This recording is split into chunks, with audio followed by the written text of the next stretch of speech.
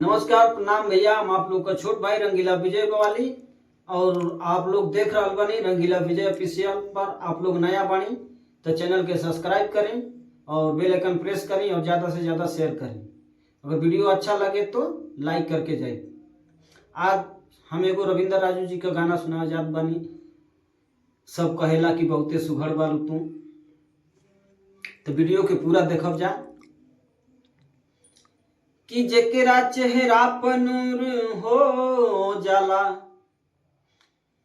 कि जेकरा चेहरा पर नूर हो जाला, ऊ आदमियत से दूर हो जाला।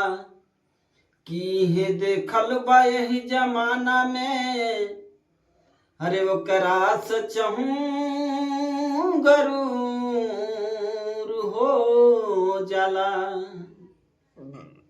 एगो लड़का एगो लड़की के देख के कहता, कैसे कहता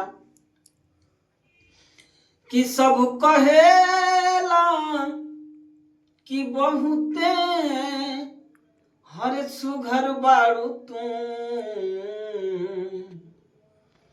हर की सब कहेला कि बहुते हर सुघर बारू तू। टोना लागे न काची उमरिया में, टोना लागे न काची उमरिया में। लड़का और आगे कहता, हर की नैना पवलू शराबी ई न ताकल कर, ही रूप के रानी छती से न झाकल कर। हर की नैना पवलू शराबी ई न ताकल कर, ही रूप के रानी छती से न झाकल कर। कि जेने ताकेलू अनहरियों में हरे अजर हो जाला, हर जेने ताकेलू अनहरियों में हरे अजर हो जाला। कोनो जादू भरल बा नजरिया में, कोनो जादू भरल बा नजरिया में। इतने ना, और आगे कहता, हर की तोह के फुर्सत में आके हे बनौनन खुदा, जे भी देखेला तोह के हो जाला फिदा। कि तोह के फुर्सत में आके हर बनौनन खुदा, जे भी देखेला तोह के हो जाला फिदा।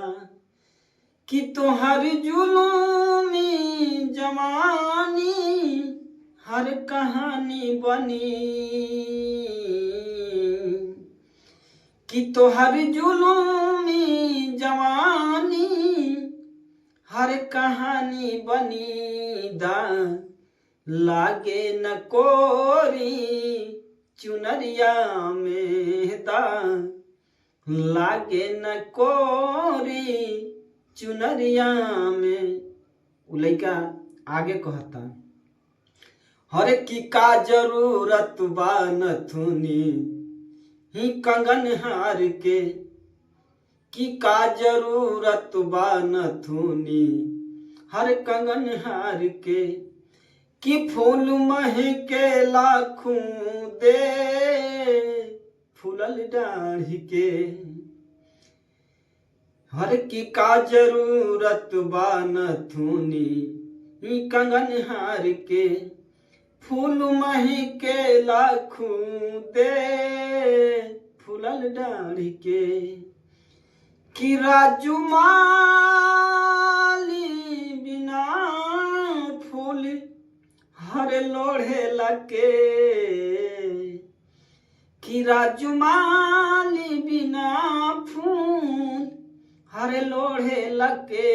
अखिया बिछल बा तोहरे डगरिया में अखिया हर बिछल बा तोहरे डगरिया में कि सब कहेला कि बहुते हरे सुघर बारू तू कि सब कहेला कि बहुते हरे सुघर बारू तू टोना लागे न काची उमरिया में टोना लागे न काची उमरिया में।